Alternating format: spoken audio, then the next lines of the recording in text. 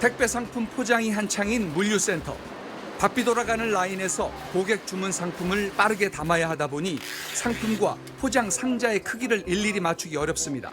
고객들이 한 개를 주문할 때 2종 상품들을 다양하게 주문할 수 있으니까 딱딱 맞춰내기가 쉽지가 않은 거죠. 택배를 받아보면 상품 크기에 비해 상자가 터무니없이 큰 경우가 적지 않습니다. 노트 2권인가 시켰었는데 그게 이제 맨 처음에 되게 큰 박스에서 와가지고 쓰레기 배출 좀 심하게 되겠구나. 이런 과대 포장을 막기 위한 규제가 내년 4월 시행됩니다. 상품 판매 기업이나 유통업체들의 준비 부족 등을 이유로 한 차례 유예했는데 더는 미루지 않겠다는 겁니다. 포장 횟수는 한 차례만 가능하고 상품 크기의 2배가 넘는 상자를 써선 안 됩니다. 포장 상자의 빈 공간이 50% 이내여야 한다는 의미입니다. 위반 시 최대 300만 원 과태료가 부과됩니다. 당국이 실제로 상품을 주문해 샘플 단속을 하겠다는 방침입니다. 하지만 국내 택배 물량은 한 해 수십억 건. 깨지기 쉬운 물건의 경우 1회 포장으론 부족하다는 우려도 있어 단속이 얼마나 성과를 거둘진 미지수입니다. 정부가 발표한 종합대책에는 공공기관의 일회용 컵 반입을 금지하고 지역 축제 등에서 다회용기 사용을 의무화하는 내용도 담겼습니다. 기후부가 그동안 준비한 계획을 안 차원에서 발표하고 최종적인 안은 내년 초에 확정해서 추진을 하려고 합니다. 정부는 폐기물 발생에 대해 책임을 묻는 폐기물 부담금도 지난 2012년 이후 처음으로 인상을 추진하기로 했습니다. SBS 장세만입니다. 우리 생활과 밀접한 내용이 많은 이번 대책, 장선희 기자와 하나씩 짚어보겠습니다. 장 기자, 먼저 빨대부터 얘기해 보겠습니다. 소비자 입장에서 참 헷갈리는데요. 이게 손님이 요청할 때만 제공하겠다. 이건 그대로인 건가요? 네, 정부가 앞으로는 카페 같은 매장에서 빨대를 비치하는 걸 금지하고 손님이 빨대를 달라라고 요청할 때만 주도록 하겠다고 했습니다. 그럼 빨대 없이 마시기 힘든 버블티라든지 스무디는 어떻게 해야 되느냐, 매번 빨대를 요청해야 하느냐라는 논란이 제기됐었는데 정부가 오늘 한 발 물러섰습니다. 버블티나 스무디 전문 매장의 경우에는 손님의 요청이 없어도 음료와 함께 빨대를 제공할 수 있게 검토하겠다고 했습니다. 그러면서 다른 음료를 섞어서 파는 매장, 그러니까 버블티와 커피를 같이 파는 매장에 대해서는 이런 예외를 적용하기 어려울 것 같다고 했습니다. 같은 버블티인데 전문 매장에서는 빨대를 제공하고 또 다른 매장에서는 제공하지 않을 수 있다는 거라 논란이 계속될 수 있을 것 같습니다. 네, 참 어렵네요. 그럼 음료 가격과 별도로 일회용 컵 비용을 따로 받는 것, 이건 또 어떻게 되는 건가요? 그 일회용품 줄인다고 컵값을 따로 받으면 또 그만큼 음료 가격 오르는 거 아니냐, 이런 네. 우려하시는 분들 많으신데요. 이에 대해서 기후에너지환경부는 총액이 오르는 건 절대 아니다라고 선을 그었습니다.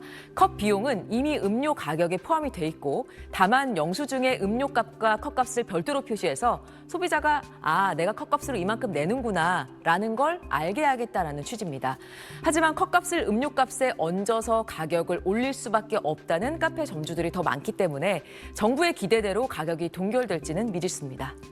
네, 투명 페트병 이야기도 해봐야 할 것 같은데요. 이게 라벨을 일일이 떼서 따로 모으는 게 사실상 필요 없는 거 아니냐, 이런 얘기도 있었는데 앞으로 어떻게 해야 되는 겁니까? 그렇죠. 투명 페트병 라벨을 일일이 떼서 기껏 모아봐야 수거 과정에서 결국에는 다른 유색 페트병이랑 섞인다. 시민들만 번거로우니까 백지화가 검토되고 있다. 저희가 전해드렸습니다. 기후부는 오늘 실증 실험을 해보니까 투명 페트병을 다른 플라스틱과 섞어서 배출해도 선별 기술만 좋으면 식품 용기로 재활용하는 데 문제가 없다라고 설명했습니다. 이 정책을 당장 백지화하지는 않겠지만 그렇다고 계속 고수하기는 어렵다라는 취지로 읽힙니다. 네, 장선희 기자 잘 들었습니다. 주택가 골목길에 있는 재활용 정거장. 일반 플라스틱류 수거함과 별도로 무색 페트병 전용 칸이 있습니다. 무색 페트병 별도 분리배출 제도가 지난 2020년 12월부터 시행되고 있는 건데 색깔 없는 투명 페트병만 넣되 라벨은 떼고 뚜껑은 씌우라는 게 정부의 지침입니다. 위반하는 아파트나 단독주택엔 과태료가 최대 30만 원까지 부과됩니다. 문제는 시민들이 애써서 투명 페트를 따로 모아놔도 당초 의도했던 식품 용기로의 고품질 재활용이 잘 이루어지지 못한다는 겁니다. 식품 용기로 쓰려면 위생 안전성이 중요해 수거부터 재활용까지 별도 전용 처리 라인을 갖춰야 하지만 선별업계가 워낙 영세하다 보니 시설을 갖춘 곳은 10%대에 불과합니다. 이 때문에 현장에선 무색 페트병과 나머지 플라스틱류를 기껏 따로 모아놨더니 수거할 땐 같은 짐칸에 뒤섞어 가져간다는 반발이 이어지고 있습니다. 두 개가 합쳐진다? 다 합쳐져요.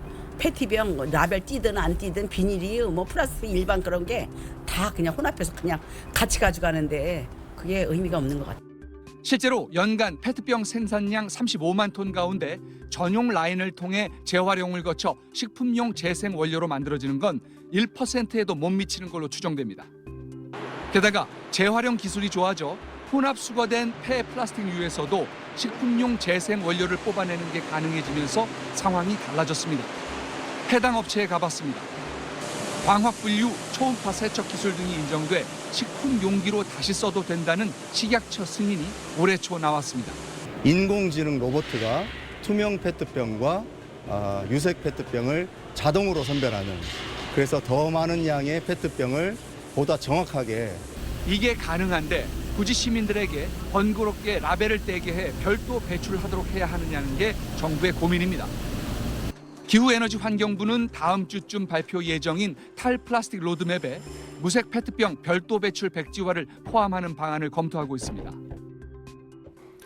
이 내용 취재한 장세만 기자 나와 있습니다. 장 기자, 이게 애써서 이 페트병 라벨을 떼서 버려도 이게 모여서 식품 용기로 재활용되기가 어렵다는 거잖아요. 그럼 애초에 이 제도 설계 자체가 좀 잘못된 거 아닙니까? 네, 이 제도가 도입된 취지는요. 여러 종류의 플라스틱이 섞이면 노끈이나 솜 같은 저품질 제품으로밖에 못 쓰이게 되고요.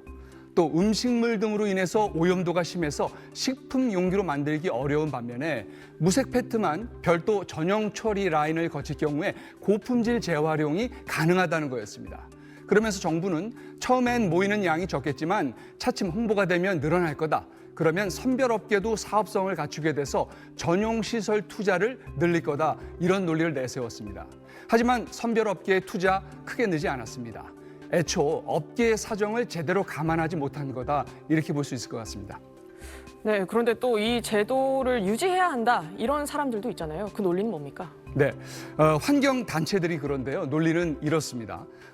재활용 기술이 좋아져서 상황이 달라졌다지만 결국 이거는 대량의 세척 약품과 물, 전기가 사용될 수 있어서 환경에는 안 좋다는 겁니다. 또 제도 시행 6년째를 맞아서 이미 일상에 자리 잡은 만큼 제도를 백지화할 게 아니라 제도는 유지하되 세부적으로 개선 보완하자는 겁니다. 네, 그러면 이 제도 백지화, 유지 가운데 어느 쪽으로 지금은 좀 무게가 쏠리고 있는 겁니까? 네, 정부가 지금 이해 당사자들과 막판 의견 조율 중인데요. 정부 당국은 백지화에 무게를 싣고 있지만 환경단체가 맞서는 상황인 걸로 전해지고 있습니다. 백지화 결정을 내릴 경우 정부가 그간의 정책 실패를 자인하는 셈이라서 백지화 검토 수준에서 결론 날 거라는 관측도 있습니다. 만약 존치 쪽으로 결정이 나더라도요. 시민들의 별도 배출 참여 노력이 헛되지 않도록 현 제도의 운영 실상과 문제점 반드시 점검돼야 할 걸로 보입니다. 네, 장 기자 잘 들었습니다.